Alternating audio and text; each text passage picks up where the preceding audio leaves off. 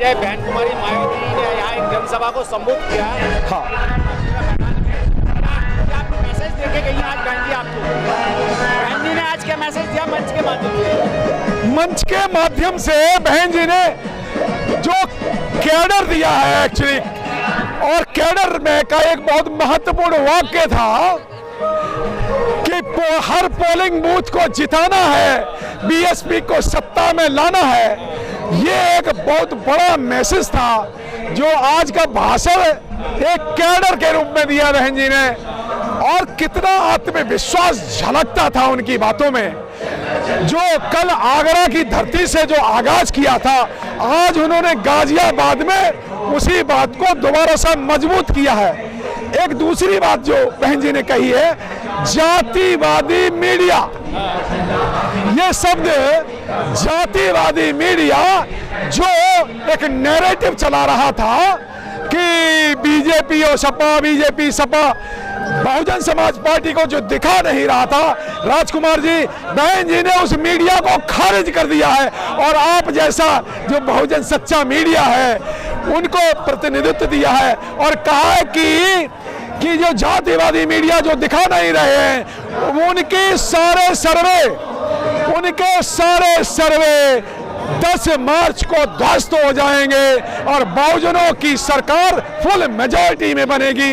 ऐसा संदेश यहां से उत्तर प्रदेश के 24 करोड़ लोगों को दिया है बहन जी ने। जिस तरीके से देखा जाए हाथरस का कांड हुआ, इसके अलावा उन्नाव का कांड हुआ, और भी कई कांड हुए, नाबालिग बच्चों के साथ बलात्कार हुए योगी राज में। हाँ। इसका भी हवाला यहाँ बहन जी ने दिया। कहीं कहीं शासन प्रशासन भी जो है, अगर बहन जी की सरकार आती है तो कैसे दुरुस्त होगा? मान्यवर सब जानते हैं, जो बहन जी का घोर विरोधी भी हैं, वो भी जानते हैं कि बहन जी का जो शासन है, बहन जी का शासन इस तरह का है कि जैसा सम्राट अशोक का शासन है, और वो कानून व्यवस्था संविधान के हिसाब से बहन जी कोई भी काम करती हैं।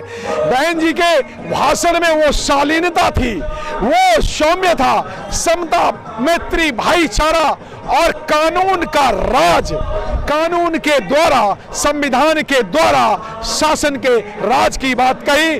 और उन्होंने बताया किस तरह से बहन जी के राज में सारे गुंडे, राजा भैया जैसे गुंडे अंदर हो गए थे और उत्तर प्रदेश की जनता सम्मान से, सुरक्षा थे, भय मुक्त वातावरण हुआ था, सबका विकास हुआ था। अनिल कुमार जी, मैं आपको रोकते हुए सवाल करना चाहूंगा कि जिस तरीके से समाजवादी पार्टी ने सत्ता में आके बहुजन समाज पार्टी द्वारा स्थापित किए हुए स्मारकों को, जिलों को बदलने का काम किया, क्या ऐसी समाजवादी पार्टी को द्वारा से प्रदेश में लाया जाएगा?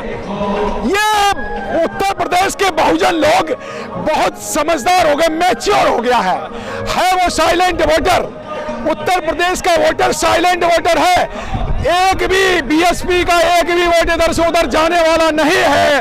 और जो उन अखिलेश को क्यों वोट देगा जिन अखिलेश ने लाखों अफसरों को डिमोट कर दिया था, उस सपा ने जिन्होंने आरक्षण का बिल पार्लियामेंट में फाड़ दिया था, ऐसे सपा को बहुजन समाज के लोग वोट देने का तो सवाल ही नहीं पैदा होता है। बार-बार मीडिया में आके बोलते हैं कि हम अम्बेडकर और लोहिया की विचारधारा को एक मंच में लाके काम करेंगे, क्या ऐसा पॉसिबल है?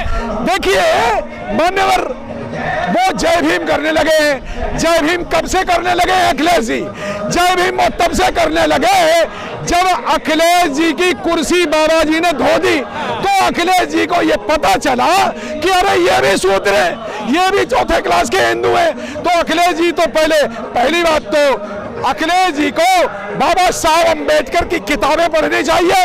उन्हें मान्यवर काशीराम साहब के कैडर को जानना चाहिए। अगर वो मान्यवर अखिलेश जी ऐसा करते तो फिर वो निगेटिव काम नहीं करते। वो बहन मायावती जी द्वारा बनाए हुए 19 जिलों का नाम नहीं बदलते, वो स्मारकों पर अटैक नहीं करते, वो आरक्षण विरोधी काम नहीं करते। तो मान्यवर अखिलेश जी तो मनवाद से ग्रसित हैं। सबसे पहले वो लोहिया को, कौन से लोहिया और कौन सी लोहिया की विचारधारा, जिन्होंने यूपी में गांव-गांव रामलीलाएं चलवाई, तो कौन सा समाजवाद उन्होंने किया है? इंसान को, नेता को उसके कार्यों को द्वारा पहचाना जाता है। और सपा की सरकार में सिर्फ बहुजनों का नुकसान हुआ। अरे मैं तो अखिलेश को चैलेंज देता हूं, मैं सपा को चैलेंज देता हूं। अरे उन्होंने 27% आरक्षण तो भर लेते, वो ओबीसी को आरक्षण भर ले।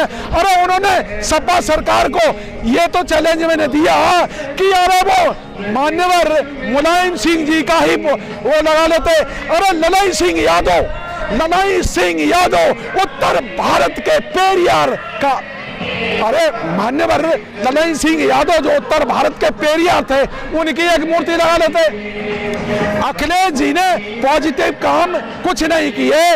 उन्होंने बहन मायावती जी ने जो स्मारक बनाए थे उसमें वो अटैक करने पहुंच गए। अच्छा साहब, कुछ भगोड़े आज मालक बसपा से भग के समाजवादी पार्टी में कूद गए हैं, ऐसे लोगों के लिए क्या कहेंगे?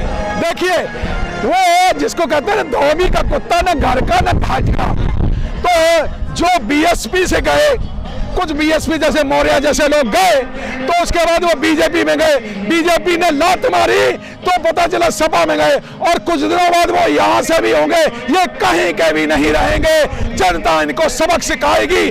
बहुजन आंदोलन को जो भी नुकसान पहुंचाता है, बहुजन समाज बहुत अच्छी तरह याद रखता है। कहां है नसीमुद्दीन सिद्दीकी को आज कोई याद करता है? नहीं, क्यों नहीं करता? ये स्वामी प्रसाद मौर्य, जिनको मान्यवर काशीराम साहब ने जय भीम करना सिखाया, मान्यवर राजभर जी को जिन्होंने जय भीम करना सिखाया, अब राजभर जी जय भीम तो करते हैं, लेकिन जब राजभर जी जब अखिलेश जी से ये कहेंगे कि ओबीसी का 27% आरक्षण भर दो, तो अखिलेश जी बात नहीं मानेंगे, और ये आने वाला समय बताएगा। पहली बात तो सपा की सरकार बनेगी ही नहीं, और यहाँ पर बीएसपी की सरकार बनने वाली है। चलते अनिल कुमार इंजीनियर जी, हाँ जी, बहुजन समाज के लोगों के लिए क्या संदेश है आपका? संदेश क्लियर और साफ कि एक भी वोट बहुजन समाज का, एक भी वोट इधर से उधर नहीं होना है।